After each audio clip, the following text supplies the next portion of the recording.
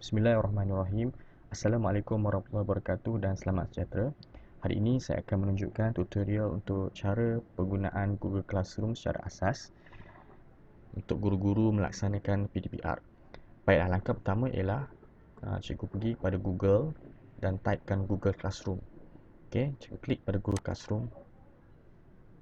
Cikgu akan diminta untuk sign in menggunakan email dan password.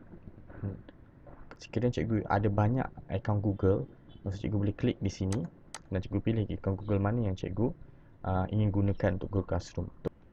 Baik, dia akan keluar paparan seperti ini. Sekiranya cikgu sudah ada kelas yang cikgu telah pun bina atau create, dia akan keluar paparan seperti ini. Okey, seperti ini.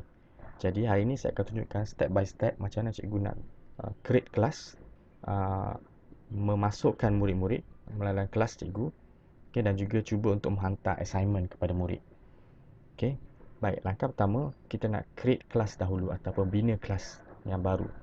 Caranya ialah ada butang tambah di sini. Cikgu klik butang tambah ini.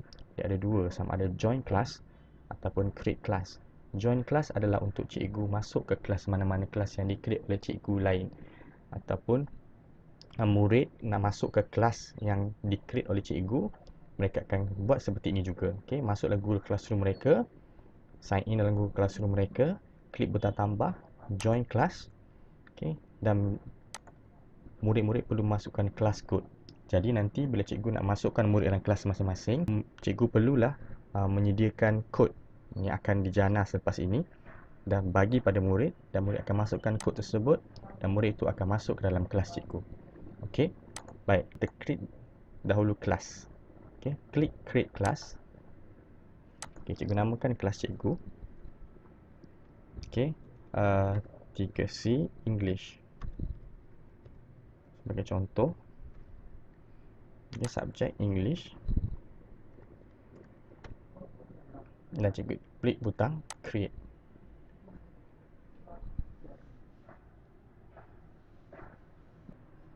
Okey, dia akan keluar paparan seperti ini. Ada class code dan meet link. Okey, untuk Google Meet. So dia ada keluar kat sini iaitu class code. Class code ini yang cikgu akan sebarkan kepada murid-murid, sama ada copy ataupun cikgu copy invite link ni dan cikgu serah ataupun sebarkan kepada murid. Bila murid klik butang tersebut ataupun masukkan kod ini, murid-murid tadi akan telah masuk ke dalam kelas cikgu. Dia akan keluar senarai nama di sini, people. Okey, sebagai contoh, saya tak masukkan lagi murid, jadi tiadalah senarai murid di sini. Kita boleh klik kat sini juga, invite students. Okey, so ada invite sini ataupun cikgu typekan nama dan email student tersebut. Sebagai contoh, saya masukkan email saya yang lain untuk saya invite kan. Okey, dan saya baik, kebiasaannya sekiranya cikgu menggunakan email MOE, hanya murid-murid yang berdaftar dengan MOE sahaja boleh masuk dalam grup tersebut. Jadi cikgu kena galakkan murid untuk menggunakan juga ID MOE. Ini adalah paparan untuk kelas. Okey, ada announcement. Announcement ni cikgu boleh letak apa-apa untuk sebagai pengumuman kepada murid-murid. Okey, cikgu klik post. So dia akan keluar pada situlah. So semua murid yang ada dalam kelas tadi akan menerima announcement ini. Cikgu dah invite murid untuk masuk dalam kelas. Sekarang kita nak bagi assignment kepada murid. Macam mana kita nak assign assignment kepada murid? Okay, caranya ialah menggunakan classwork. Okay, cikgu klik classwork. Okay, ada butang create di sini. Okay, create ini adalah paparan seperti ini. Ada assignment, quiz assignment, question, material, reuse, post dan topik. So cikgu namakan dulu. Sekiranya cikgu ingin membuat suatu topik pengajaran cikgu, cikgu boleh createkan topik apa. For example, module 1.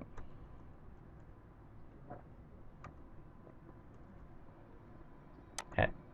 So dia akan add topik kepada cikgu. Okey. Kemudian dalam modul 1 cikgu nak create apa? So example, kalau cikgu nak create assignment, tugasan yang perlu selesaikan, cikgu klik assignment.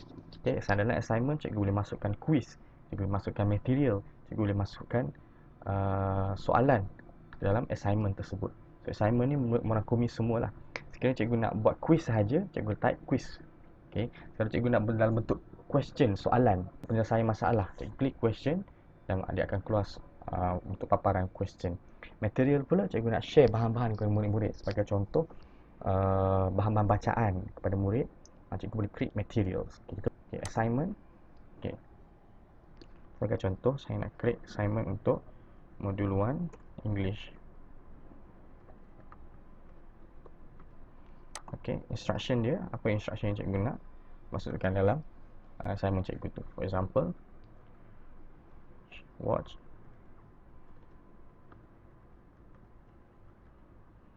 okay, kemudian answer the quiz. Okay, for example, ini adalah dua arahan yang saya perlukan untuk murid laksanakan. Pertama, watch the video, dan yang kedua, answer the quiz. Okay, cara dia ialah macam ni kita nak masukkan video ke dalam assignment kita ni. Cikgu klik kat sini. Okay, sama ada file atau file sekiranya video dalam komputer cikgu, cikgu masuk gunakan file. Dalam Google Drive, cikgu ada Google Drive, ataupun cikgu boleh terus kepada YouTube. Okay, so cikgu cari YouTube.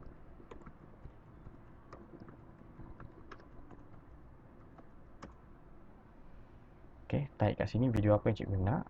Okay, sebagai contoh saya nak video ini. Okay, kita akan add, klik pada video ini, klik add. Okay, dah keluar video ni. Okay, so bila murid nanti, bila kita assign pada murid nanti, murid akan boleh klik pada video ni untuk lihat. Okay, yang kedua, selepas selesai tu, arahan kedua ialah answer the quiz. Okay, so quiz ni sama juga, sama ada cikgu dapatkan quiz di mana-mana, boleh jadi dalam quizzes, for example like this. Okay, macam mana cikgu dah jumpa dah quiz untuk cikgu berikan kepada murid-murid. Cikgu klik share link, copy link. Okay, cikgu pergi pada classroom cikgu balik. Okay, add, okay, link. Cikgu masukkan link tadi, pastekan link tadi. Okay, cikgu add link. So dia dah ada dah quiz link. Okay, untuk cikgu masukkan nanti. Baik, seterusnya cikgu nak masukkan lagi, ada satu lagi quiz menggunakan Google Form pula. Sama juga, cikgu cari Google Form. Sebagai contoh, ini Google Form yang cikgu nak murid jawab. Okay, so cikgu kopikan dia punya link. Cikgu pergi pada classroom cikgu, add. Okay, sahabat saya. Okay, add link. Okay, sama juga, pastekan link ke sini dan add link.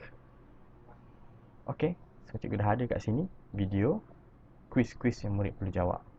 Okay, jadi apa step seterusnya ialah cikgu kena bagi arahan pada murid untuk klik turn in after you finish your assignment. Okay, so kita kena ingatkan murid-murid untuk klik turn in. Turn in ini adalah hanya paparan murid saja akan keluar perkataan turn in tersebut. Turn in ni ialah murid untuk hantarkan tugasan ini kepada cikgu. Okey, di sini namakan for student, okay, all students, okay. Points dia, kalau cikgu nak letak markah, boleh letak markah, berapa markah cikgu nak. Due dates, okay. Kalau assignment cikgu ada due, cikgu boleh letakkan due bila pada akhir murid berhantar assignment ni. Okay, ataupun cikgu tak nak letak assignment due pun tak masalah. Topik apa, okay, cikgu namakan topik. Lepas tu kita namakan topik tadi supaya cikgu boleh pilih kan topik apa yang cikgu nak murid pembelajaran kali ini.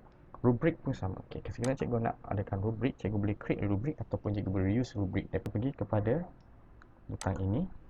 Okey. Sama ada cikgu nak assign terus, cikgu nak schedule dulu, cikgu nak save as draft. Cara dia lah. Cikgu nak buang pun boleh discard draft. Okey. So saya dah selesai, kita klik pada assign. Jadi semua murid dalam kelas cikgu akan menerima assignment ini. Okey, modul 1 ini. Okey. So, bila kita murid buka Google Classroom mereka akan mendapati mereka perlu melaksanakan modul ini. Okey. So, details modul-modul ini seperti ini. Okay, kelebihan pada Google Classroom ni ialah kita boleh simpan semua latihan tugasan kita dalam Classroom ni. Kalau kita menggunakan WhatsApp untuk hantar tugasan-tugasan, mungkin ada murid yang akan tertinggal. So, cara untuk mengatasinya, cikgu boleh masukkan semua tugasan latihan cikgu dalam Google Classroom ni. Okay, ini akan lebih memudahkan murid-murid untuk mendapatkannya. Sekarang kita akan lihat paparan murid, macam mana murid nak masuk dalam kelas Google Classroom cikgu. Okay, pertama tadi kita dah tengok macam mana cikgu nak share kod tersebut supaya murid boleh masuk. So, cikgu perlu share dulu kod tersebut. Sebagai contoh, ini adalah kodnya. Okay, dan murid pun login gunakan Google Classroom mereka. Sebagai contoh, ini adalah akaun yang lain. Okay, kita anggap akaun ini adalah akaun murid. Okay, Jadi murid pun akan keluar paparan seperti ini. Macam mana cara untuk murid masuk dalam Google Classroom? Murid klik butang tambah ni, join class. Okey, kemudian masukkan kod kelas tadi. Okey, kemudian klik butang join.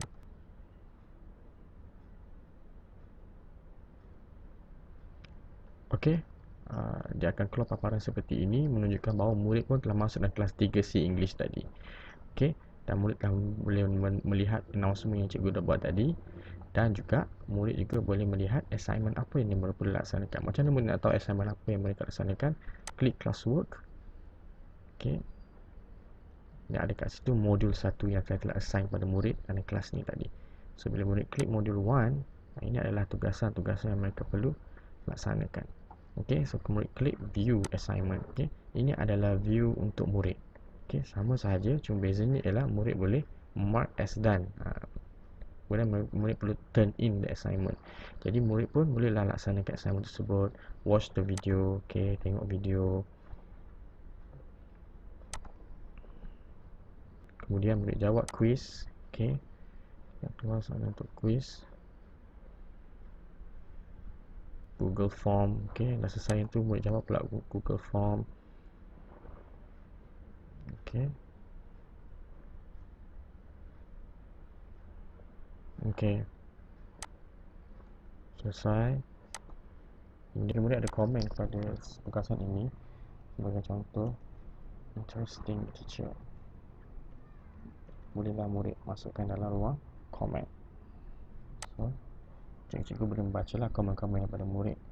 Baik, seterusnya kita boleh private comment. Sebagai contoh, ada murid yang tidak faham tentang tugasan ini, boleh private comment kepada guru. Okay, klik pada private comment. Yang ini adalah public comment. Okay, yang ini adalah private. Okay, yang public comment ni semua murid lain boleh baca komen ni macam Facebook. Okay, seterusnya dah selesai. Okay, sekiranya ada tugasan yang murid perlu upload kepada cikgu, klik pada add or create. Okay, murid selesai, klik mark as done. Okay, so murid tidak ada attach apa-apa, so just mark as done sahaja. Okay, dia akan terus turn in the assignment lah. Mark as done ini sama seperti turn in. Kalau perkataan turn in ini bermaksud murid telah hantar assignment kepada guru. So guru boleh tengok pada paparan guru. Cikgu klik pada classwork. Okay, module 1. Okay, cikgu boleh tengok berapa orang telah turn in the assignment.